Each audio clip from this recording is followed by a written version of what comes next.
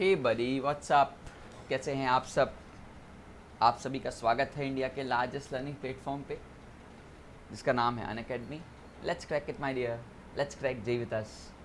आई hope आप enjoy कर रहे होगे मेरी इस नेम रिएक्शन की सीरीज़ को। इस सीरीज़ के दौरान मैंने बहुत बहुत बहुत कुछ पढ़ा दिया है यार, ठीक है। और आज मैं आपके लाया हूँ बहुत बहुत फेमस नेम रिएक्शन जिसका नाम है हॉफमैन ब्रोमाइड रीअरेंजमेंट। इवन आप हॉफमैन रीअरेंजमेंट बुलाते हो, कुछ बुक्स हॉफमैन ब्रोमाइड डिग्रेडेशन बुलाती हैं। कुछ ना कुछ डिग्रेड होता है, कुछ बाहर जाता है, तो उसके बहुत सारे नाम हैं। बट बहुत बहुत इंपॉर्टेंट रिएक्शन है अपने जेई पॉइंट ऑफ व्यू से, ठीक है। तो शुरू करते हैं दोस्त, है ना। स्टार्ट करने से पहले मैं आपको अपने बारे में बता दूँ। मैं हूँ आपका होस्ट, आपका कोच, आपका फ्रेंड धीरेन, ठीक है। मेरे पास मोर देन 6 ईयर्स का टीचिंग का एक्सपीरियंस है, ठीक है। मैंने अपना पोस्ट ग्रेजुएशन केमिस्ट्री से कर रखा है और आईआईटी जैम रैंक मेरी 694 रही है, ठीक है। चलो शुरू करते हैं अपनी नेम रिएक्शन की सीरीज़ को और आगे बढ़ते हैं। आज इस सीरीज़ में पार्ट 15 लॉन्च होने वाला है और आज फिर 15 में अपन लोग हॉफमैन ब्रोमाइड रिएक्शन या हॉफमैन रीअरेंजमेंट या हॉफमैन ब्रोमाइड डिग्रेडेशन, किसी भी नाम से इसको जानते हैं। एनसीईआरटी में इसको अपन लोग ने हॉफमैन ब्रोमाइड डिग्रेडेशन के नाम से लिखा हुआ है उन्होंने, ठीक है। बेसिकली इस रिएक्शन का मोटिव क्या होता है? इसका मोटिव जो होता है वो कन्वर्ट करने का काम होता है एमाइड को, जो कि प्राइमरी एमाइड होती है, उसको प्राइमरी एमाइन में। इस रिएक्शन की यही है, आपको मेन जो की याद रखनी है वो ये है, ठीक है। और करने के लिए आप किसका किसका सहारा लेते हो? आप कुछ हेलोजन का सहारा लेते हो, थोड़ा सा बेस, पानी, कुछ टेम्परेचर। इसकी हेल्प से आप एमाइड से अमाइन की तरफ मूव करते हो, ठीक है। हम देखेंगे कि किस किस टाइप की इसकी मैकेनिज्म प्रपोज होती है, कौन कौन से मैकेनिज्म में इसके एक्स्ट्रा यील्ड बनते हैं, और इसके बाद कुछ अच्छे अच्छे क्वेश्चंस भी करेंगे आज, ठीक है। तो चलिए शुरू करते हैं। देखिए सबसे पहले दोस्त हमारे पास हमारा जो मोटिव है वो है RCONH2 का। हॉफमैन ब्रोमाइड मेरे सामने रखा है, इसको इन्होंने Br2KOH के फॉर्म में डाल रखा है। Br2NOH यूज़ कर सकते हो, Br2KOH यूज़ कर सकते हो, इट्स अप टू यू। कोई भी एक बेस होना चाहिए। देखो स्टार्टअप कहाँ से दिया गया होगा, मैकेनिज्म की मैं बात करूँ तो मैकेनिज्म की कुछ शुरुआत यहाँ से ही होती है कि आपके सामने यार कहीं ना कहीं ये जो प्रोटॉन है वो स्लाइटली सा एसिडिक है, क्योंकि ये जो ग्रुप दिख रहे हो ये एक विड्रॉइंग ग्रुप है, खींच रहा होगा। इसका जो खिंचाव पड़ रहा है, इसका जो असर पड़ रहा है, वो इस प्रोटॉन को एसिडिक प्रोटॉन बना रहा है। तो आप एसिडिक तब बोल सकते हो जब कोई सामने वाला बेस हो। तो लेट सपोज करो आपने NaOH का जो OH माइनस है वो इसको एज इंटरेक्ट कराया और आपकी कहानी कुछ ऐसी आ गई होगी। बट चूँकि आपको उसको तुरंत रेजोनेंस देना पड़ेगा और स्टेबिलिटी देने के लिए, इसमें कोई दोहरा नहीं है कि ये तुरंत रेजोनेंस के लिए भगा होगा और अपने आप को पहले स्टेबल करके एक लंबी सी सांस ली होगी उसने, है ना, वो यहाँ पहुँचा होगा, ठीक है। बट डिब्बे में हमारे पास Br2 भी पड़ा हुआ है, तो ये इसकी नज़र जो है वो Br के पास पड़ी हुई है। Br के पास नज़र कुछ इसकी कुछ इस तरह है दोस्त कि Br2 में जो Br है वो आपके दो फॉर्म में है, एक आपका Br प्लस और एक आपका Br माइनस, ठीक है। मैं इसको आयनाइज कर दे रहा हूँ और जैसे ही मैं इसको आयनाइज करूँगा तो इसकी नज़र जो है वो इस पे पड़ेगी और ये नेगेटिव इसको एब्स्ट्रैक्ट करके इसको बाहर कर देगा। बहुत ही खूबसूरती से काम होता है, बहुत हौले हौले इस Br को बाहर किया जाता है। बेटा तू जा और तू वाला आ, ठीक है ना। बहुत बहुत खूबसूरत सी रिएक्शन है दोस्त। ये C डबल बॉन्ड हो यहाँ आ जाता है, ये N यहाँ पे Br बन जाता है, प्लस आप कह सकते हैं कि Br माइनस बाहर निकल जाता होगा। मैं इसको दोबारा एक बार लिख दूँ तो इफ यू डोंट माइंड, मैंने कुछ ये लिखा हुआ है दोस्त, यहाँ पे Br ला रखा है यहाँ पे, और जो बाहर निकाल रखा है मैं ऐसे बाहर उड़ा देता हूँ, मान लो उड़ता नहीं मतलब, ठीक है, वो NaBr के फॉर्म में बाहर निकल जाएगा। NaBr कहाँ से आया होगा? तो दोस्त ये NaOH था, आपने OH माइनस यूज़ किया हुआ है तो उसने NaBr, ठीक है। बट चूँकि डिब्बे में अभी भी आपके हाथ में बेस पड़ा है और फिर से आप NaOH यूज़ कर सकते हो, फिर से आप इस NaOH को यूज़ कर सकते हो। गिनते जाना हमने कितने NaOH को यूज़ किए, क्योंकि ये आगे चल के काम आता है, ठीक है दोस्त। फिर से अब ये प्रोटॉन और एसिडिक हो गया होगा, इसकी दो जगह से खींचने की टेंडेंसी हो गई होगी, एक ये खींच रहा होगा, एक ये खींच रहा होगा। तो अगेन दोस्त ये जो प्रोटॉन दिख रहा है ये आपको पार्शली पॉजिटिव, ये आपको पार्शली नेगेटिव। तो दोस्त ये मेरा आपको बेस दिख रहा है, वो आपके सामने एसिड खड़ा हुआ है और आपको फिर से कुछ ऐसा नज़र आने वाला है। ठीक है, नो डाउट अगेन तुम्हारा इंतज़ार नहीं करेगा ये, और मेरा इंतज़ार नहीं करेगा, ये रेजोनेंस के लिए अपने आप को आगे भेज देगा। देखो हम लोग बार बार रेजोनेंस का फॉर्म बनाते तो हैं, बट ठीक है, इट्स ओके, है ना। और फिर से बाहर निकलने के मामले में क्या बाहर निकला होगा, यहाँ से OH निकला, यहाँ से कह सकते हो कि आपने पानी को बाहर निकाल दिया। ठीक है दोस्त, बट यहाँ पे कुछ जद्दोजहद चल रही होगी, यहाँ पे जद्दोजहद किस बात की होगी मैं आपको बता देता हूँ। और यही जद्दोजहद इस रिएक्शन की किंग मेकर हो जाती है। जद्दोजहद कुछ ऐसी है दोस्त कि यहाँ पे ना एक्चुअली नाइट्रोजन के पास ये जो लोन पेयर हैं और ये जो Br के पास लोन पेयर हैं, इसको इंटरनल रिपल्जन कह सकते हो या इंटरनल कंपेंसेशन होने लगता है। इसकी वजह से जो है यहाँ पे बहुत ज़्यादा क्राउडिंग होने लगती है, और इस इलेक्ट्रॉन क्लाउड को अवॉइड करने के लिए लोन पेयर बोलता है बेटा तुझे यहाँ से बाहर निकलना होगा। और जब तुझे बाहर निकलना होगा दोस्त, तो तेरी कहानी कुछ कुछ इस तरह हो जाएगी। ठीक है, इसको अपन लोग एक नाम देते हैं, बहुत खूबसूरत सा नाम है, एसाइल नाइट्रीन। क्या नाम दिया मैंने? एसाइल नाइट्रीन इसका नाम दिया। ठीक है, इसको एक नया नाम दिया जाता है, एसाइल नाइट्रीन। अब देखना, अगर मैं थोड़ी एसाइल नाइट्रीन की आपसे मैं बात करूं, तो जो दोस्त एसाइल नाइट्रीन होता है उसमें ये जो तुम्हारा ये जो नाइट्रोजन दिख रहा है ना, तुम्हें साफ साफ दिख रहा होगा कि नाइट्रोजन के आउटर मोस्ट में 7 होते हैं, आउटर मोस्ट में 5 होते हैं, यहाँ से अभी एक ने बॉन्डिंग बनाई है, तो ऑक्टेट तो उसका कंप्लीट नहीं हुआ है, तो इसलिए ना ये हमारा इलेक्ट्रॉन डेफिशिएंट होता है। और इस इलेक्ट्रॉन डेफिशिएंट होने की वजह से यहाँ से एक माइग्रेशन होता है, यहाँ से रीअरेंजमेंट होता है, और इसी रीअरेंजमेंट को ही अपन लोग हॉफमैन रीअरेंजमेंट नाम देते हैं। अब देखो रीअरेंजमेंट होता कैसा होगा दोस्त, ये इलेक्ट्रॉन डेफिशिएंट है, तो हमने बचपन में बहुत बार हमने रीअरेंजमेंट के नाम सुनाए हैं। ठीक है, तो मैं इसका रीअरेंजमेंट दिखा देता हूँ कि इसका रीअरेंजमेंट होता है, बहुत ही खूबसूरती से ही रीअरेंज कर जाता है।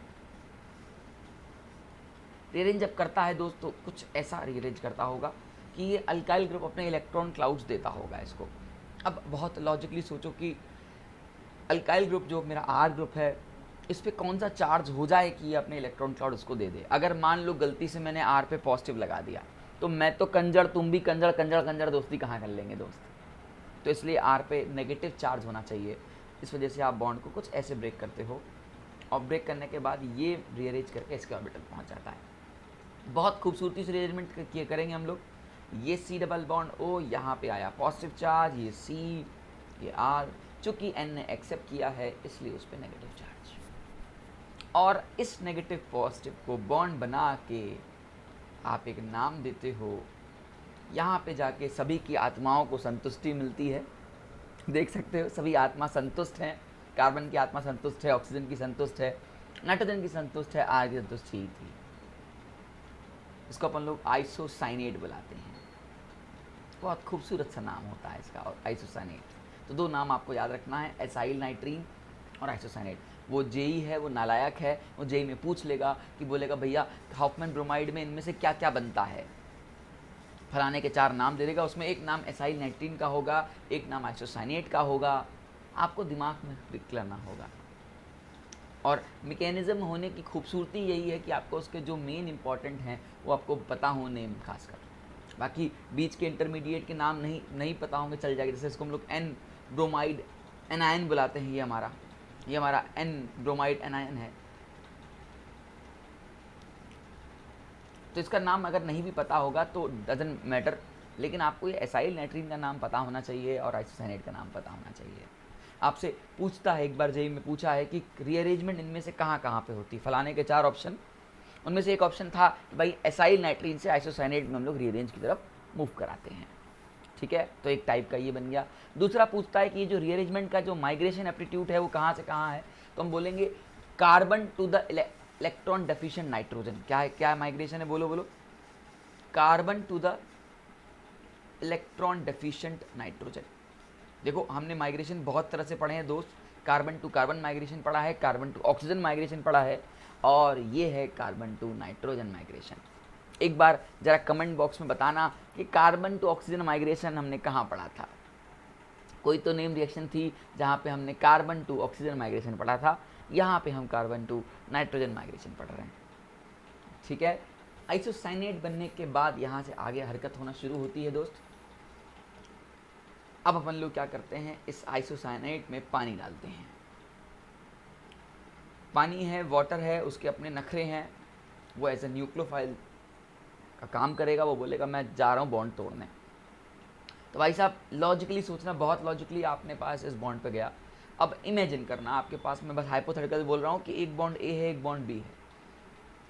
ये बॉन्ड कार्बन टू ऑक्सीजन टूटेगा या कार्बन टू नाइट्रोजन टूटेगा, ये आप दिमाग लगवाओ। आप मुझे बताओ कि कहाँ बॉन्ड टूटना चाहिए, कार्बन टू ऑक्सीजन टूटना चाहिए या कार्बन टू नाइट्रोजन टूटना चाहिए।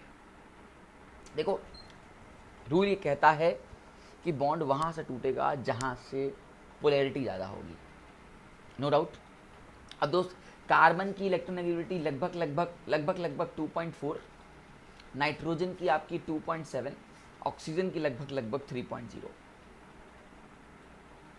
ठीक है, इवन 3.5, सॉरी इसकी आप 3.0 ले लो, 2.7 क्लोरीन की होती है, दिमाग में आ रहा है क्लोरीन। तो 2.4 इधर 3.5 इधर 3.0, ज़्यादा पोलैरिटी की साइड है, ऑक्सीजन की साइड है। ये पोलैरिटी रूल बाबा पॉली ने दिया था, उसके अकॉर्डिंग आपने बॉन्ड को ब्रेक किया। तो मतलब कौन सी बॉन्ड टूटनी चाहिए, आप बी वाली बॉन्ड को नहीं तोड़ोगे, आप ए वाली बॉन्ड को तोड़ोगे। हौले हौले आंसर दो तो ज़्यादा अच्छा है ना। तो आपने इस बॉन्ड को तोड़ा दोस्त, यहाँ पे ओ पे नेगेटिव आ गया, यहाँ पे ओ एच आ गया, ये डबल बॉन्ड ओ, और यहाँ पे आपके पास एन आर था। अच्छा, ये H यहाँ पे पॉजिटिव चार्ज, ठीक है। अब यहाँ से थोड़ा गोल मटोल गेम खेला जाता है आपके साथ कि ये जो पॉजिटिव चार्ज है यहाँ से छूट के इसकी तरफ चला जाता है, ठीक है। और यहाँ कुछ कंडीशन ऐसी होती है, बस सच्चाई थोड़ी सी इससे अलग है दोस्त। वो सच्चाई आपके कोर्स में नहीं है, इसलिए मैं आपको छुपा रहा हूँ, वो सच्चाई दिल से बोल रहा हूँ। किसी मॉडर्न किताब में उठाओगे तो ये ऐसे माइग्रेशन नहीं किया है। असल में दोस्त जब ये नेगेटिव होता है, ये बाहर निकलता है, तो पहले ये अपने आप को रेजोनेंस स्टेबलाइज करता है, फिर दूसरा मॉलिक्यूल वाटर का एक्सप्रेस ले आता है। बट ठीक है, अंडरस्टूड है, आप मान ले ऐसा हुआ है, ठीक है। यहाँ तक आपने कहानी को समझा होगा। अब यहाँ से कहानी थोड़ी सी और आगे बढ़ती है। आप देख सकते हो दोस्त, एक ही कार्बन पे दो OH लगे हैं, अच्छी बात नहीं है, ये बात आप भी जानते हो, ये बात मैं भी जानता हूँ। तो क्यों ना इसका टॉटोमेरिज्म कर दिया जाए। टॉटोमेरिज्म यहाँ पे एसिडिक टॉटोमेरिज्म हो सकता है दोस्त। मैं सीधे टॉटोमेरिज्म कर रहा हूँ और मैं मान के चल रहा हूँ कि तुम्हें टॉटोमेरिज्म आती होगी दोस्त। जब तुम इसका टॉटोमेरिज्म करोगे तो ये बॉन्ड यहाँ और ये हाइड्रोजन यहाँ, और खूबसूरत सा स्ट्रक्चर तुम्हारे सामने कुछ नजर आएगा ऐसा। It's like this. बट अभी भी हमारा एमाइन नहीं बना है। अब देखो यहाँ से कहानी आगे कुछ इस तरह बढ़ती है कि ये जो इसका एसिडिक प्रोटॉन होता है, यहाँ से लोग बोलते हैं कार्बन डाइऑक्साइड निकाल दो, तो इतना आसानी से कार्बन डाइऑक्साइड नहीं निकलती, ठीक है। निकालने का तरीका है, आप उसको सीख लो कि आप इस बॉन्ड को ब्रेक कर रहे हो, यहाँ नेगेटिव आया, यहाँ पॉजिटिव आया, क्योंकि ये एसिडिक साइड है। और यहाँ पे आपको देख सकते हो लोन पेयर है, तो ये intramolecular acid base type reaction हो जाती है। Intramolecular acid base reaction perform हो जाती है। और इसके परफॉर्मेंस के बाद दोस्त हम कुछ यहाँ पहुँचते हैं, अगर आप सपोर्ट करो मैं यहीं लिख दूँ।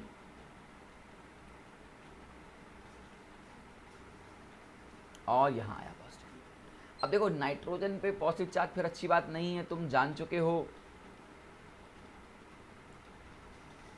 नाइट्रोजन एक्सेप्ट तो कर लिया है, लेकिन पॉजिटिव अच्छी बात नहीं है, इसलिए वो तुरंत माइनस आई इफेक्ट की वजह से अपनी तरफ इलेक्ट्रॉन खिंचवाएगा, और खिंचवाएगा तो बॉन्ड टूटेगा, और टूटेगा तो यहाँ से कार्बन डाइऑक्साइड गैस बाहर निकलेगी दोस्त, और बनेगा एमाइन। लेकिन रुको, अब रुको इसलिए बोला मैंने क्योंकि यहाँ से जो कार्बन डाइऑक्साइड निकलता है ना, वाइट फॉर्म्स फ्यूम्स जो निकलती हैं, उसको हम लोग NaOH में दबा के डालते हैं और यहाँ से Na2CO3 नीचे बैठाते हैं और वाटर निकलता है। तो द होल मैकेनिज्म आपके सामने हो चुकी है, आप देख सकते हो कि हमने क्या किया। ठीक है, सवाल बहुत टाइप के पूछेगा, मैं इसमें से डेप्थ ऑफ द सवाल लेने जा रहा हूँ। ठीक है, आप सपोर्ट दीजिएगा सवाल करते टाइम। ठीक है, एक बार आप भले ही इसको रिकॉल कर सकते हैं कहाँ से मैंने शुरुआत लिया था। सबसे पहले शुरुआत में मैंने 1 मोल, गिनाते जाइएगा कितने मोल आपने NaOH के यूज़ की, क्योंकि आगे चल के आपको लिखवाऊंगा मैं, जेई में डायरेक्ट क्वेश्चन पूछता है। 1 मोल दोस्त तूने NaOH का यहाँ यूज़ किया। ठीक है, यहाँ से तूने एसिडिक प्रोटॉन समझा, उसको बाहर निकाला, यहाँ तक पहुँचा। ठीक है, दूसरा मोल दोस्त तुमने यहाँ यूज़ किया, ये 2 मोल यहाँ यूज़ किया। दूसरा मोल फिर से तुमने H+ को बाहर निकाला एसिडिक प्रोटॉन बनाने के लिए, फिर यहाँ पहुँचे। उसके बाद आपने यहाँ कहीं NaOH यूज़ नहीं किया है टोटल में, और फाइनली तुमने यहाँ 2 NaOH और यूज़ किए। तो ओवरऑल अगर मुझे रिएक्शन को शिद्दत से बिना सोचे लिखनी चाहिए तो मुझे लिखना चाहिए कि RCNH2 है। Br2 के दोस्त मैंने 1 मोल यूज़ किए, नो डाउट। NaOH के मैंने 4 मोल यूज़ किए, ये बहुत बड़ी बात है, इसको याद रख लेना यार, आप मैकेनिज्म में देख भी रहे हो। और तुम्हारे सामने RNH2 आ जाता है। छी CH2 कैसे लिख सकता है ना, प्लस Na2CO3 आ जाता है, प्लस पानी बाहर निकल जाता है। ठीक है, प्लस NaBr 2 बार बाहर निकला होगा, तो 2 टाइम्स ऑफ NaBr भी बाहर निकला होगा। ठीक है, और फाइनली मेरी रिएक्शन कुछ ऐसी बन गई। बैलेंसिंग एक आध और बार और कर लेंगे तो फाइनली ओवरऑल हमारे सामने कुछ ये आ गया, एक पर्टिकुलर टेम्परेचर, एक पर्टिकुलर बेस के साथ हमने ऐसा किया है। ठीक सकते हैं, तो इस पूरी रिएक्शन को अपन लोग हॉफमैन ब्रोमाइड डिग्रेडेशन बुलाते हैं। अब देखो उसका नाम हॉफमैन ब्रोमाइड डिग्रेडेशन क्यों दिया, क्योंकि देखो इनडायरेक्टली अगर आप सोचो थोड़ा कि यहाँ से हमने इस C डबल बॉन्डों को बाहर निकाल दिया, डिग्रेड कर दिया, कार्बन डाइऑक्साइड गैस फॉर्म बाहर निकली थी ना यार, तो इसी को हमने डिग्रेडेशन नाम दिया। माइग्रेशन, रीअरेंजमेंट क्यों नाम दिया, तो आपने देखा था कि हमने एसाइल नाइट्रीन से आइसोसाइनेट बनाया था, इसलिए इसको माइग्रेशन नाम देते हैं। ए यहाँ पे किया था हमने इधर। ठीक है, एसाइल नाइट्रीन से आपने आइसोसाइनेट लाया था, इसी वजह से ये रीअरेंजमेंट हुआ है पूरा प्रोसेस में, तो इसी को हम लोग रीअरेंजमेंट भी बोलते हैं। अब कुछ इसकी गहराई को और समझते हैं, किस किस टाइप के क्वेश्चंस जेई में इसके रिगार्डिंग पूछते हैं, हम आपसे वो डिस्कस करने जा रहे हैं। ठीक है, एक बार क्विक रिकॉल कर लो दोस्त, मैंने इतना सारा क्या बताया। ठीक है, कि सबसे पहले मैंने OH लिया था, 1 मोल NaOH का यूज़ किया था। मैंने इस प्रोटॉन को एसिडिक प्रोटॉन समझ के इसको बाहर निकाला, तो यहाँ नेगेटिव आया। इसने अपने आप को स्टेबलाइज करने के लिए रेजोनेंस में गया। रेजोनेंस में जाने के बाद दोस्त Br2 था, तो इसकी न्यूक्लियोफिलिक रिएक्शन हुई और इसको Br को बाहर निकालने के बाद हम यहाँ पहुँचे, प्लस NaBr बाहर निकल गया होगा, जो यहाँ पे निकला है। फिर से आपने NaOH लिया, फिर से आपने OH माइनस लिया, फिर से ये आपका एसिडिक प्रोटॉन था दोस्त, ये फिर से बाहर निकला, तो हम यहाँ पहुँचे। जैसे ही दोस्त हम यहाँ पहुँचे और आपने फिर से यहाँ से माइग्रेट किया, रेजोनेंस किया, तो आपको पता चला कि यार यहाँ पे ना बहुत ज़्यादा हिंड्रेंस हो रही है, इसलिए आपने फिर से N ब्रोमाइड एनायन से इस Br को बाहर किया और NaBr अलग कर दिया। ठीक है, NaBr आपने लिख सकते हो, NaBr माइनस हुआ है, बाहर निकला है। ठीक है, क्योंकि Br माइनस जब बाहर निकलेगा तो वो Na प्लस से इंटरेक्ट करेगा और वो NaBr बनेगा, उसमें कोई दो राय नहीं है।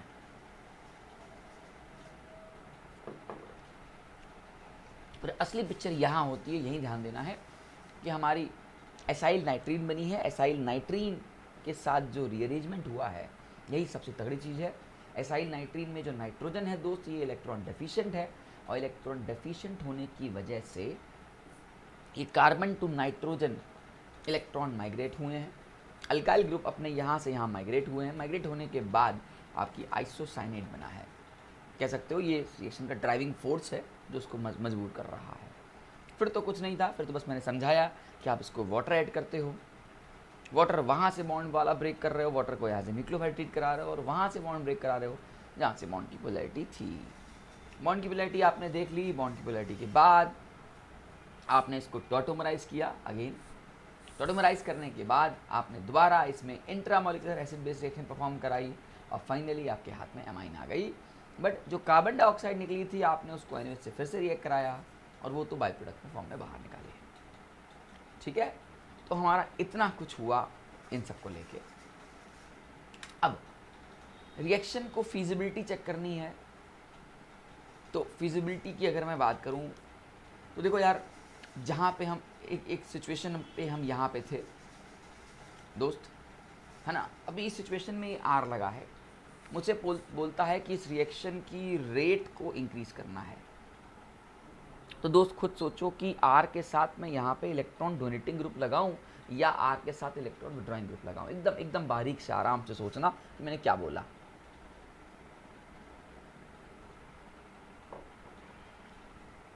इस R में मुझे क्या लगाना चाहिए कि रेट ऑफ रिएक्शन को और बढ़ाया जा सके, डोनेटिंग लगाएं या विड्रॉइंग लगाएं।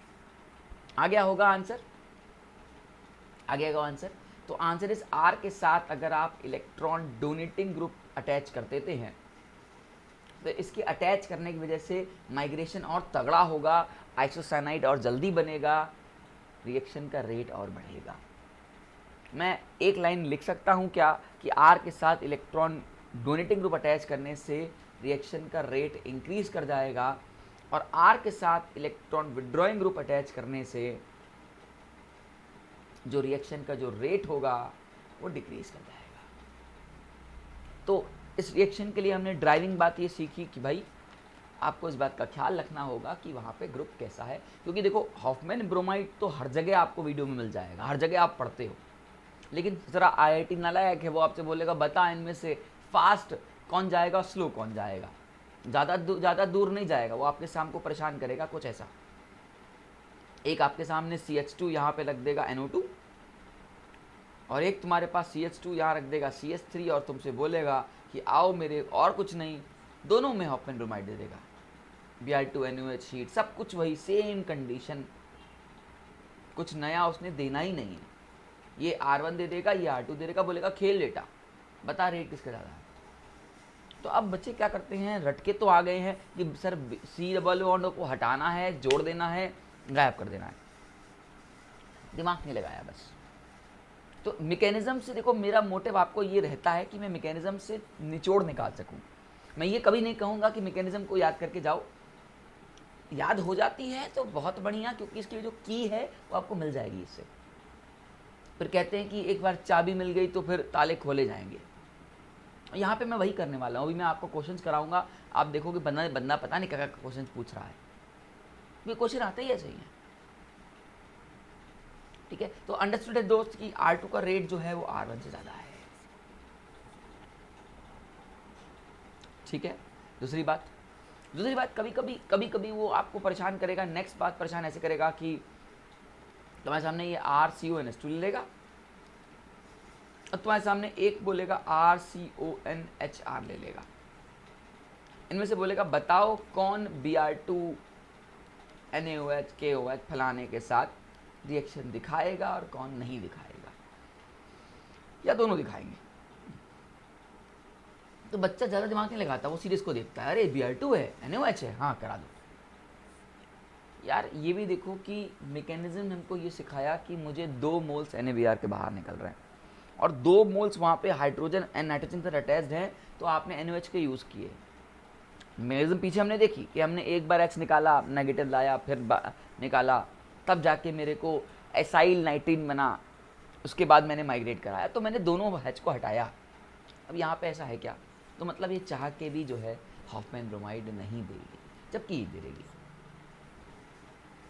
बहुत छोटी सी बारीक थी, मैंने पकड़ी और आपके लिए निकाली। ठीक है दोस्त, तो ये सब क्वेश्चन के टाइप पूछे जाते हैं। आपको मेंटली रेडी होना पड़ेगा कि हाँ सर ऐसे भी क्वेश्चन आ सकते हैं, हाँ सर ऐसे भी क्वेश्चन आ सकते हैं। इसके अलावा और परेशान करना होगा तो एक सवाल जैसे एग्जाम में ऐसे देगा,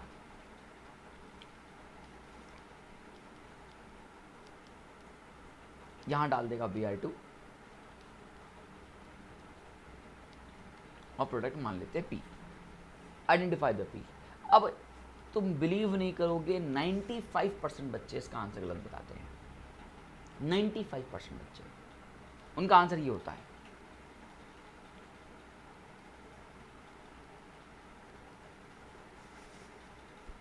और ये 100% रॉन्ग आंसर है आपका, ये आंसर नहीं होगा। अब आप बोलोगे सर हम तो ये पढ़ के आए हैं Br2NaOH है, C डबल बॉन्ड को गायब करना होता है और NH चिपकाना होता है, आप तो ये बोलोगे ना।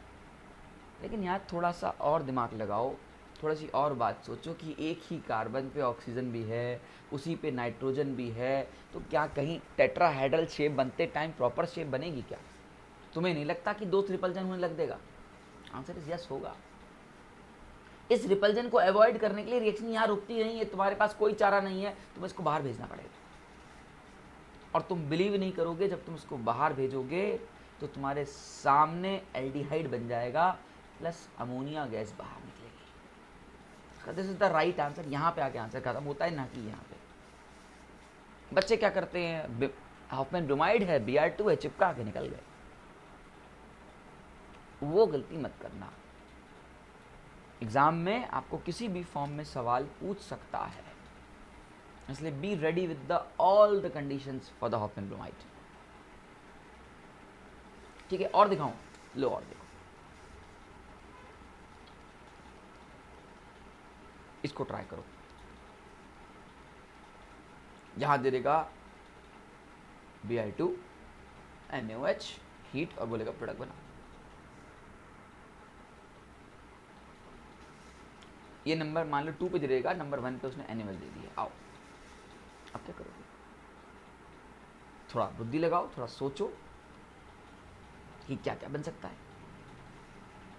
अब ये एक रिएक्शन नहीं है, ये दोस्त एक से ज़्यादा रिएक्शन है। नाउ यहाँ पे तुम्हारा दिमाग चलेगा कि हमें क्या करना होगा कि क्या बने। ये तो समझ में आ रहा है कि Br2NH पड़ा है, हॉफमैन ब्रोमाइड डालूंगा, प्रोडक्ट बनाऊंगा। लेकिन क्या दोनों का एमाइड बनाऊंगा? ये दिमाग तुम लगाओगे। अब देखो, मैकेनिज्म से चलना चाहो तो चल सकते हो कि ये भैया ये OH- है, ये हमारे एसिडिक ग्रुप है, खींच के इसकी बैंड बजाएंगे, यहाँ पे पॉजिटिव आएगा, यहाँ नेगेटिव आएगा, नेगेटिव आने के बाद ये इसको खुलेगा और तुम्हारे सामने मैं आपको फाइनली बता देता हूँ, हम पहले तो यहाँ पहुँचेंगे। एक ही मोल एमाइड का आएगा, दूसरा मोल कार्बोक्सिलिक एसिड का आएगा मेरी जान। ठीक है, ओके। और इसके बाद तुम यहाँ पे तुम Br2NaOH और KOH डालो और इसके बाद तुम हॉफमैन ब्रोमाइड की यील्ड सोचो।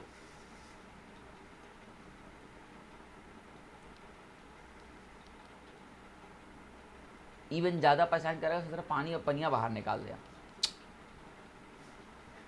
पानी बाहर निकाल देना दोस्त। You all are amazing man.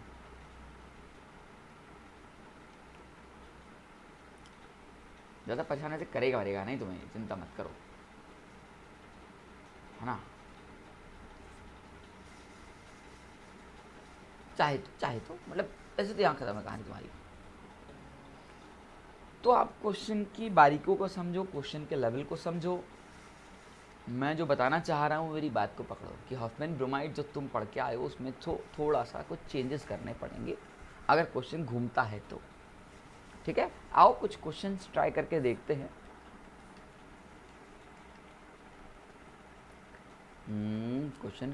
Question आजा। हाँ आ गया। ये आपके सामने मान लीजिए क्वेश्चन नंबर 1 है। वीडियो को पॉज करिएगा और हॉफमैन ब्रोमाइड के लिए सोचिएगा, इनमें से कौन सा यील्ड हॉफमैन ब्रोमाइड की यील्ड हो सकती है।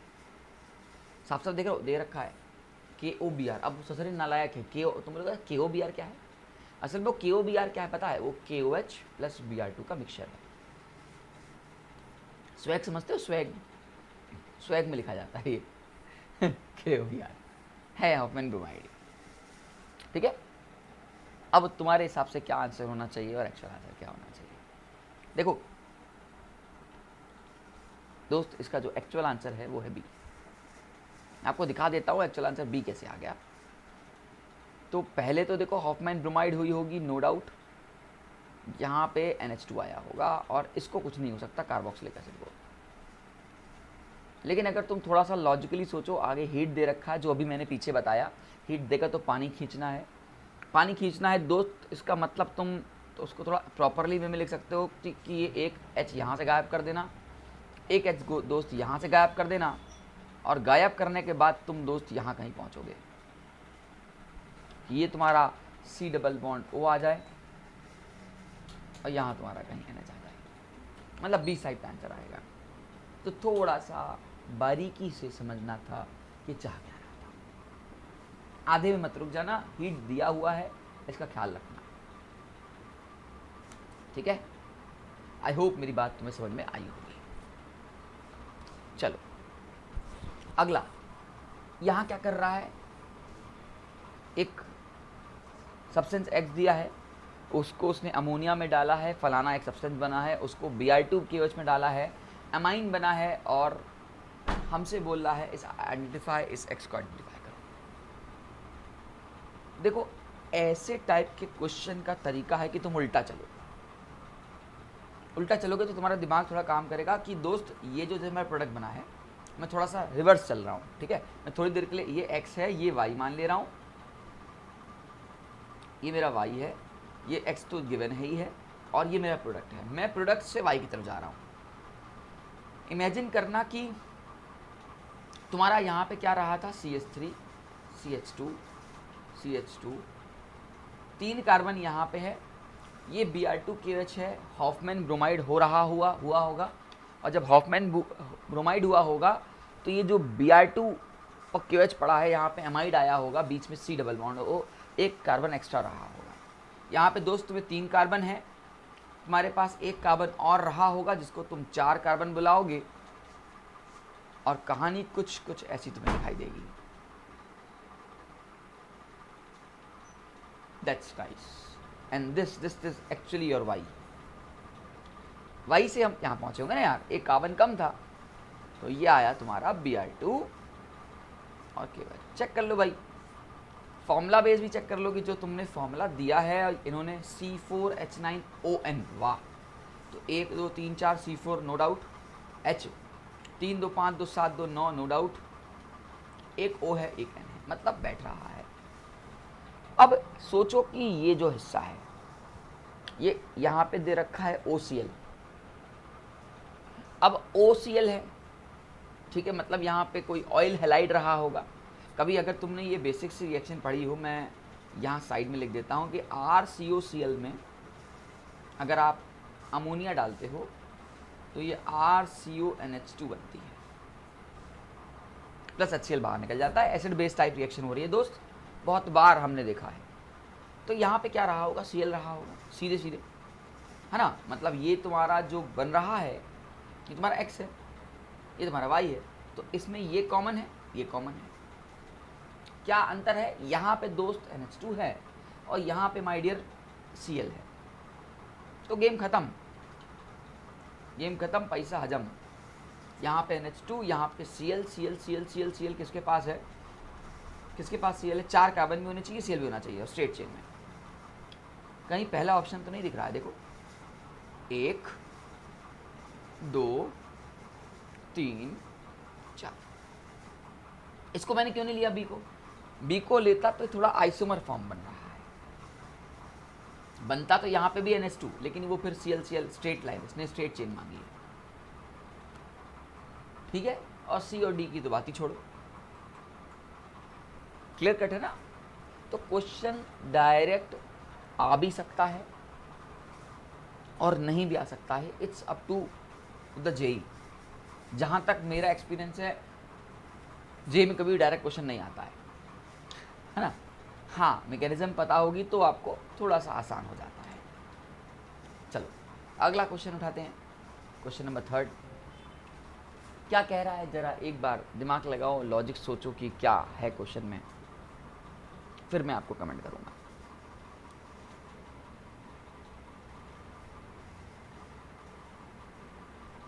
नॉट जरूर पढ़ना दोस्त, which of the following would not be involve in the Hofmann rearrangement shown. अब तुम अगर मैकेनिज्म नहीं जानते होगे ना तो कतई गारंटी सवाल नहीं होगा। ये सवाल वही कर पाएगा जिसके पास मैकेनिज्म पता है। ठीक है, कंफ्यूज होने की बात नहीं है। इतने वाले बड़े वाले पार्ट को तुम आर मान लो और जो पीछे गिवन मैकेनिज्म में दे के आया हूँ उससे सॉल्व करो। तुम्हारे सामने आर CuNH2 है और आर NH2 की तरफ जाना है तुम्हें। इनमें से यहाँ तो देखो कोई चेंज नहीं आ रहा है, बस अंतर है कि इनमें से कौन सा इन्वॉल्व नहीं हुआ होगा। तो आओ ट्राई करते हैं। हॉफमैन ब्रोमाइड रहा था, मैं कहो तो स्टेप बाय स्टेप चलूँ, कहो तो एक साथ खींच लूँ। यहाँ पे OH माइनस आया था, यहाँ पे जो OH इसको निकाला था, करना ही पड़ेगा, चलना ही पड़ेगा साथ तुम्हारे दोस्त। यहाँ पे नेगेटिव आया था, फिर तुमने इसको BR से अटैक करवाया था,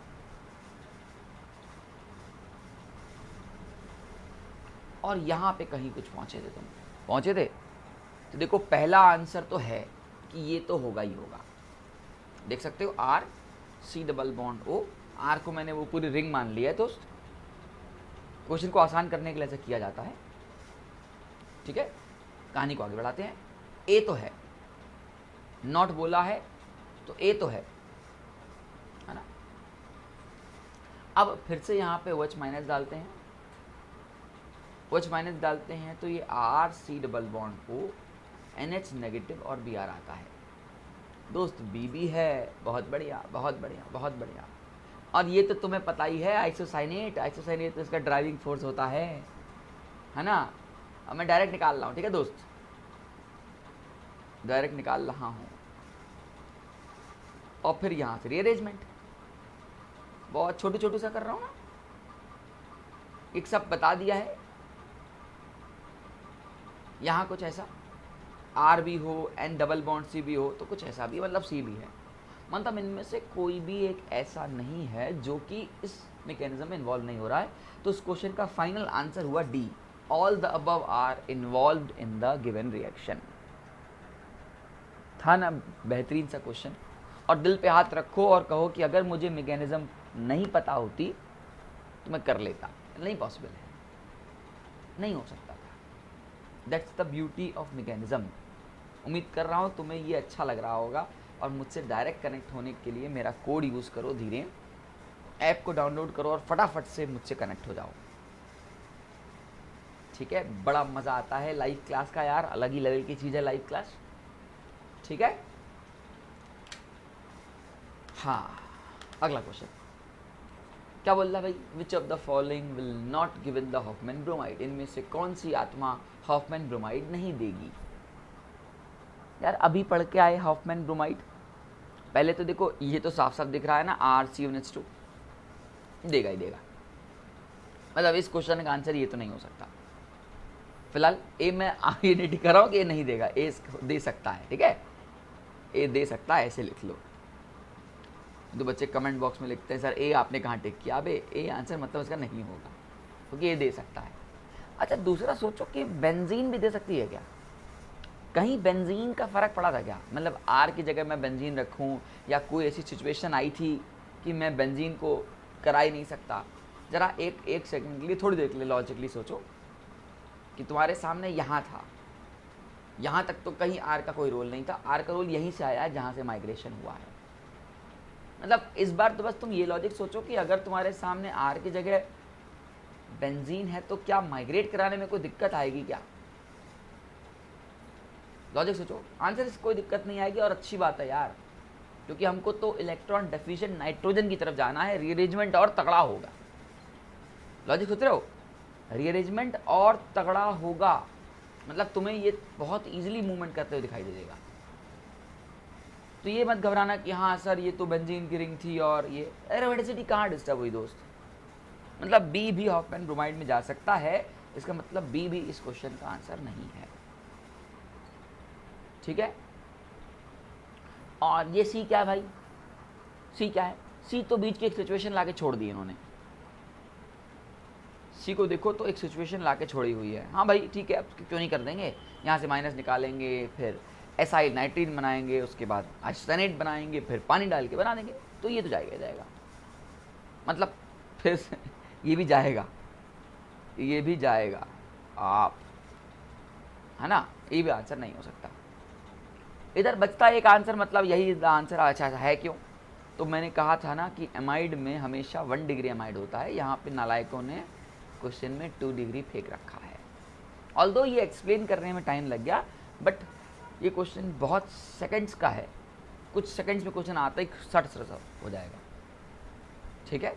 और मैं आपको बोल रहा हूँ कि ज़्यादा से ज़्यादा मॉक टेस्ट दोगे तो आपको प्रैक्टिस हो जाएगी, ठीक है। चलो अगला क्वेश्चन देखते हैं। अगला क्वेश्चन हमारा हॉफमैन ब्रोमाइड से क्या बोल रहा है। Br2 है, ठीक है। एमाइड की वैलेंसी सेटिस्फाई हो रही है, हाँ मतलब होगा, है ना। तो पहले तो इतना कर लें,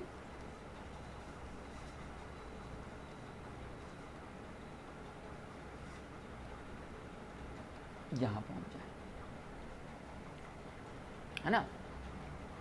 अब यहाँ पे ऐसा कोई ऑप्शन नहीं है, मतलब ये तो आंसर होगा ही नहीं। और मैंने तुम्हें बताया था, अभी पीछे बता के गया हूँ, अगर एक ही पे लोन पेयर हो और हो तो आप इसको निकाल दो, और निकालने के बाद दोस्त कुछ एल्डिहाइड टाइप ले आओ, ठीक है। ये कर लोगे ना यार, यहाँ से बाहर निकाल देना ये भी, ओके। फाइनली जब इसको बाहर निकालोगे तुम, तो तुम्हें ये भी बाहर निकलते हुए दिखाई देगा और अमोनिया गैस बन जाएगी, मतलब बेंजल्डिहाइड। कोई ऑप्शन में है क्या? ए, ऑप्शन नंबर बी। बहुत प्यारा, बहुत सिंपल क्वेश्चन था, ठीक है। इसी तरह के अच्छे अच्छे क्वेश्चंस करने के लिए आपको मुझसे डायरेक्ट कनेक्ट होना पड़ेगा। मेरी एक PYQ सीरीज़, मेरी लाइव क्लासेस, आपको वहाँ पे आना पड़ेगा। अभी तो दोस्त समय की बाध्य हैं, आपको मैं 10, 15, 20 क्वेश्चन करा सकता हूँ। ज़्यादा क्वेश्चंस करने के लिए आपको हमारी अनअकैडमी लर्निंग ऐप को डाउनलोड करना पड़ेगा। फटाफट से दोस्त, अगर आपको अच्छा लगा होगा तो इस ऐप को डाउनलोड करो और आप हमसे डायरेक्ट कनेक्ट हो जाओ, ठीक है। रिकॉर्डेड वीडियोस और लाइव वीडियो का बहुत अंतर आता है दोस्त, उसका अपना मज़ा होता है। हो सकता है कि आपके मन में भी सॉरी और भी डाउट हो जो आप हमसे पूछ सको, लेकिन आप नहीं पूछ पा रहे हो। लाइव में ऐसा नहीं है, लाइव में आप बिंदास होकर आप डाउनलोड करो उसको और हमसे सवाल पूछो, ठीक है। मैं आपको बता देता हूँ कि क्या क्या हमारे बेनिफिट्स हैं हमारे लाइव क्लास से कनेक्ट होने के, क्या क्या प्लस सब्सक्रिप्शन लेने के फ़ायदा हैं। दोस्त सबसे पहला फ़ायदा है हमारा डेली लाइव क्लासेस का। अनअकैडमी एक ऐसा प्लेटफॉर्म है जो कि आपको हमारे साथ लाइव कनेक्ट होने का मौका देता है। मैं बार बार इसी बात पे जोर दे रहा हूँ, जहाँ पे आपको अपने डाउट पूछने का मौका मिल सकता है। मैंने कहा कि ये रिकॉर्डेड वीडियोस है, तो आपको लाइव लेने के लिए हमसे मिलना पड़ेगा, डायरेक्ट आना पड़ेगा। वहाँ पे आप आपके मन में जैसा भी जो भी डाउट होगा आप पूछ सकते हो। इसके अलावा क्वेश्चंस आंसर्स में मैं पोलिंग करवाते हैं हम लोग। अभी जैसे मैंने आपको क्वेश्चंस कराए, तो पोलिंग में क्या होगा भाई, क्लास में 50 बच्चे बैठे हैं, सभी लोग अपना आंसर देते हैं, तो उससे हमको पता चलता है कितने बच्चों ने एक सवाल को सही किया है और कितने बच्चों ने सवाल को गलत किया है, ठीक है। इसका हमको फ़ायदा मिल जाता है, बच्चों के बारे में पता चल जाता है, बच्चों के पता चल जाता है कि किस क्वेश्चन को बच्चों ने मोस्ट आंसर दिया है। हो सकता है गलत हो, सही बात की बात है वो। दूसरा है यार लाइव टेस्ट एंड क्विज। मैंने आपसे क्या कहा कि हॉफमैन ब्रोमाइड अभी आपने देखा कि पढ़ा तो खूब अच्छे से, लेकिन जब क्वेश्चन आए तो जो क्वेश्चन थे वो थोड़े से अलग लेवल के भी थे। डायरेक्ट भी क्वेश्चन थे, इनडायरेक्ट क्वेश्चन भी थे। तो सारे क्वेश्चन का एक्सपीरियंस आपको तभी मिल पाएगा जब आप mock test and quiz attempt करोगे। कहते हैं कि practice make the man perfect, और ये सब चीज़ें आपको तभी मौका है जब आप हमारे लाइव टेस्ट दोगे। इंस्टेंट आप पे जब प्रेशर पड़ेगा ना, अरे सर ने तुरंत 30 सेकंड दिए, सवाल ख़त्म करना है, तब आपको पता चलेगा कि हाँ वो होता है टेस्ट, ठीक है। इसके लिए आपको प्रैक्टिस करनी पड़ेगी, प्रैक्टिस के लिए आपको लाइव क्लास में आना पड़ेगा, लाइव क्लास के लिए आपको हमारे से डायरेक्ट कनेक्ट होना पड़ेगा, डायरेक्ट कनेक्ट होने के लिए आपको हमारी ऐप डाउनलोड करनी पड़ेगी। सब आपस में इंटरलिंक्ड है, देखो कितनी प्यारी चीज़ है ये, है ना, ठीक है। नेक्स्ट इज दोस्त यार स्ट्रक्चर्ड कोर्स प्लान। दोस्त हमारा जितना भी प्लान है, चाहे नीट हो, चाहे जेई हो, चाहे कोई भी प्लान हो, वो अपने आप में एक स्ट्रक्चर्ड पैटर्न, स्ट्रक्चर मैनर में रहता है। स्ट्रक्चर्ड पैटर्न और स्ट्रक्चर मैनर में रहने का जो हमारा मोटिव है वो ये है कि आपको रेगुलर बेसिस पे डीपीपी मिल जाए, रेगुलर बेसिस पे डाउट सॉल्विंग हो जाए, आपके माइनर टेस्ट ले लें, आपके मेजर टेस्ट ले लें। इसके अलावा आपके साथ जो इंटरेक्शन है वो पर्सनली हो जाए, इससे आप टाइम पे कोर्स ख़त्म हो जाए। अगर हमारा कोर्स टाइम पे ख़त्म होता है तो आप रिवीजन कर पाओगे, and again revision is the key of success. ठीक है, तो आपके साथ जुड़ने के लिए हमें स्ट्रक्चर्ड होना बहुत ज़रूरी है, और इसलिए हमारा सारा प्लान अपने आप में स्ट्रक्चर्ड और वेल मेंटेन, वेल प्लान है। ठीक है दोस्त, इसके अलावा आपको अनलिमिटेड एक्सेस का फ़ायदा मिलता है। ये इस ऐप की ब्यूटी है। आप सोचिए होगे मैं ऐसा क्यों बोल रहा हूँ, तो यार इसके बहुत सारे फ़ायदे हैं इस अनलिमिटेड एक्सेस के। सबसे पहला फ़ायदा है कि इन केस किसी रीज़न से आप हमारी लाइव क्लास मिस कर जाते हो तो आपको रिकॉर्डेड क्लास देखने का मौका मिलेगा। भाई बहुत सारे इश्यूज़ आ सकते हैं, कभी नेट इशू आ गया, कभी तबीयत नहीं ठीक है, कभी कहीं जाना है, बहुत सारे फैक्टर्स बच्चों के साथ होते हैं, इसलिए हम नहीं चाहते कि आपकी क्लास मिस हो, इसलिए आप हमारी रिकॉर्डेड क्लास को भी देख सकते हो। इसके अलावा इससे बड़ा फ़ायदा है कि आप सब्सक्रिप्शन प्लान एक फैकल्टी का लेते हो दोस्त, लेकिन आप n नंबर ऑफ फैकल्टी से कनेक्ट होते हो। कहने का क्या मेरा सेंस है कि आप फिज़िक्स, मान लो किसी एक्स टीचर से आपने प्लान लिया, उसके कोड यूज़ करके, तो आपको पढ़ने का मौका 10 टीचर से मिल सकता है। आप चाहो तो फिज़िक्स 10 से पढ़ो, आप चाहो तो केमिस्ट्री 20 से पढ़ो, आप चाहो तो 10 बैच में एनरोल हो जाओ अपनी मर्ज़ी से। अपना टाइम जोन, आपका टीचर की चॉइस, आप किस टीचर से पढ़ना चाहते हो, ये सारी चीज़ें हमारी अनलिमिटेड एक्सेस के अंदर आती हैं। तो है ना बहुत सारी खूबसूरती, बहुत सारे फ़ायदे हमारे इस ऐप को डाउनलोड करके। इसके अलावा दोस्त एक बहुत नई चीज़ आपको अनाउंस करने जा रहा हूँ। हमारी अनअकैडमी ने बहुत नया, एक यूनिक और एक स्पेशल चीज़ अनाउंस की है। इसका नाम रखा है आइकॉनिक सब्सक्रिप्शन। इसको आप next level to the jail कह सकते हो। मतलब सबसे बड़ी खासियत ये क्या है कि एक तो भाई जो अभी मैंने आपको प्लस के सारे बेनिफिट्स बताए वो तो होंगे ही होंगे, इसके अलावा आपको सबसे मोस्ट इम्पॉर्टेंट है कि आपको पर्सनल कोच मिलेगा। कहा जाता है कि किसी का हाथ अगर आपके सिर पे हो तो नैया पार है, बेड़ा पार है, ऐसे बोलते हैं। पर्सनल कोच का काम आपके लिए वही है। पढ़ाई के साथ, आपके साथ इमोशनली, आपके साथ मेंटली जो कंप्लीट टच में होगा वो आपका पर्सनल कोच होगा। आपको हर एक पीक पॉइंट पे रेगुलर बेसिस पे गाइड करते रहेंगे। एक टॉप एक्सपर्ट्स होते हैं जो जिनका खुद का एग्ज़ाम निकला हुआ होता है, वो आपको गाइड करते हैं कि सिचुएशन के साथ अपने आप को कैसे मोल्ड करना चाहिए, कैसे अपने स्ट्रेटजी बनानी चाहिए, कैसे आपकी स्टडी प्लानिंग होनी चाहिए, कहाँ पे आप मिस्टेक करते हो उस मिस्टेक को कैसे अवॉइड करो, सब कुछ आपके हाथ में पर्सनल कोच कर देगा। ठीक है, इसके अलावा दोस्त मैंने आपसे कहा था कि टेस्ट का एनालिसिस होना। देखो दोस्त, टेस्ट तो हर बच्चा दे देता है, लेकिन उसको लगता है कि सर मैंने बहुत अच्छा किया, बट फिर भी उसके मार्क्स वो नहीं आते हैं। मेरा एक्सपीरियंस है, बच्चे बोलते हैं मेरे से कि सर टेस्ट तो पूरा आता था सर, लेकिन छूट गया। हमने कहा ये क्या मतलब था? आंसर इस, उनकी टाइम मैनेजमेंट लैक थी, उनका टाइम मैनेजमेंट ठीक नहीं था। जब तक आपका टाइम मैनेजमेंट ठीक नहीं होगा, आपको कभी भी जेई नहीं निकाल सकते।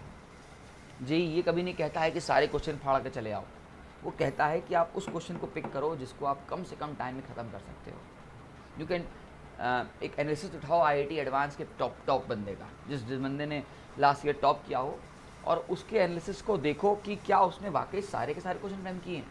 आंसर इज़ नहीं। उसका भी रिजल्ट 60 से 70% गया होगा टोटल का, मतलब 30% चीज़ें उसने भी छोड़ी हैं, उसके बाद भी वो टॉप करके चला गया। ऑल ओवर इंडिया में उसने टॉप किया है। द रीज़न बिहाइंड उसने जो वो 70% के क्वेश्चन पिक किए ना दोस्त, वो उसकी पावर थी। उसने अच्छे क्वेश्चन सेलेक्ट किए कि मुझे ये क्वेश्चन अटैम्प्ट करना है। उसने टाइम मैनेजमेंट का पूरा ख्याल रखा। 6 घंटे का पेपर आईआईटी एडवांस का होता है और छोटा मोटा एग्ज़ाम नहीं है, अपने आप में एक नामी ग्रामी वर्ल्ड में एग्ज़ाम में माना जाता है। तो उसकी मैनेजमेंट, उसके एग्ज़ाम का अप्रोच, ये आपको एक पर्सनल गाइड ही दे पाएगा। ठीक है, आई होप मेरी बात समझ में आ रही होगी। Next is study plan. Study planning क्यों ज़रूरी है?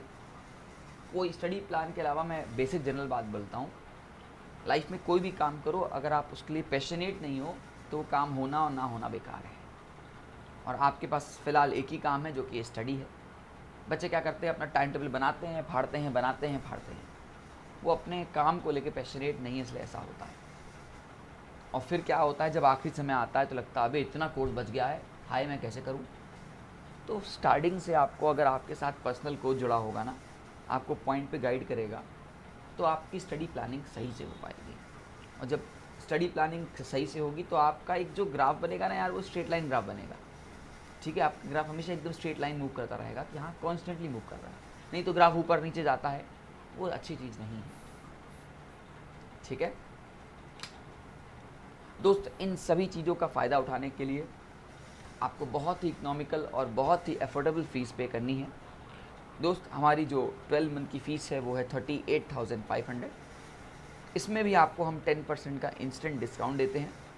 और दोस्त, इस डिस्काउंट के बाद जो आपका अमाउंट हो जाएगा वो हो जाएगा 34,650। दोस्त, इस अमाउंट को आप नो कॉस्ट EMI पे भी पे कर सकते हो on the basis of 6 month and 12 month. ठीक है, हाँ, इस 10% को अवेल करने के लिए आपको मेरा कोड यूज़ करना पड़ेगा, जो कि कोड है धीरेन, DHIREN। ठीक है, इस कोड को दोस्त माइंड में सेटअप करो। वीडियो अच्छी लगी होगी, आपको लगता है कि आप मुझसे डायरेक्ट कनेक्ट होना चाहोगे, तो आप इस कोड को यूज़ कर सकते हो। ठीक है, इसके अलावा दोस्त, अगर आप बच्चे क्लास 11th में हो या आपका कोई भाई बहन क्लास 11th में है, तो उनसे रिक्वेस्ट है कि 24 मंथ वाला प्लान लें। द रीज़न बिहाइंड इसका जो अमाउंट है वो है 56,000। इसमें भी आपको 10% का डिस्काउंट मिलता है, और इस डिस्काउंट के बाद जो आपका अमाउंट हो जाता है वो हो जाता है 50,400 लगभग। और दोस्त, इसको भी आप हमारे नो कॉस्ट EMI अवेलेबल है, 6 मंथ, 12 मंथ, 24 मंथ। हाँ, और इसको भी आप 10% डिस्काउंट लेने के लिए सेम वही मेरा कोड यूज़ करना पड़ेगा, धीरेन, DHIREN। ठीक है, और अगर मैं EMI की बात कर ही रहा हूँ तो चलो थोड़ा डेप्थ में बात कर लेते हैं। तो EMI की जो पर मंथ की दोस्त EMI बैठ रही है वो बैठ रही है 2100 रुपये। ठीक है, ये मैं आपको अपने प्लस के बारे में बता रहा हूँ, ये प्लस का सब्सक्रिप्शन रिव्यू है। 2100 रुपये पर मंथ का बैठ रहा है। अगर मेरे पास 3 सब्जेक्ट हैं, P+C+M, इनका मैं सम कर देता हूँ तो मेरे पास आ जाएगा 700 पर मंथ। दोस्त, 700 रुपये पर मंथ में इतने सारे फीचर्स कौन देता होगा यार।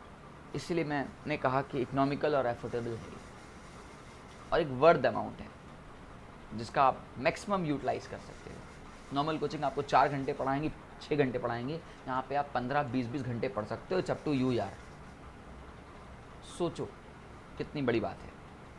हाँ, ये आप ज़रूर सोच रहे होगे कि सर मुझे आप इसके लिए क्यों मना कर रहे हो भाई, 1 मंथ, 3 मंथ और 6 मंथ के लिए। इसका एक बहुत छोटा सा एग्जाम्पल लेते हैं दोस्त। 3 सब्जेक्ट हैं PCM। 3 सब्जेक्ट में अगर मैं इनके जितने चैप्टर्स हैं, सारे चैप्टर का सम कर लूँ तो लगभग नियरली 90+ चैप्टर्स आते हैं। 90+ चैप्टर्स को क्या वाकई तुम 1 महीना, 3 महीना और 6 महीने में ख़त्म कर लोगे? क्या तुमसे दिल से लगता है कि ऐसा हो जाएगा? और ऐसा ख़त्म जो JEE को चाहिए, इट इज़ प्रैक्टिकली इम्पॉसिबल दोस्त। ठीक है, इसलिए आप एटलीस्ट कम से कम 12 मंथ का लो, और ज़्यादा अच्छा होगा कि 24 मंथ का लो। ज़्यादा लंबी जर्नी होगी, बहुत ज़्यादा कुछ सीखने को मिलेगा।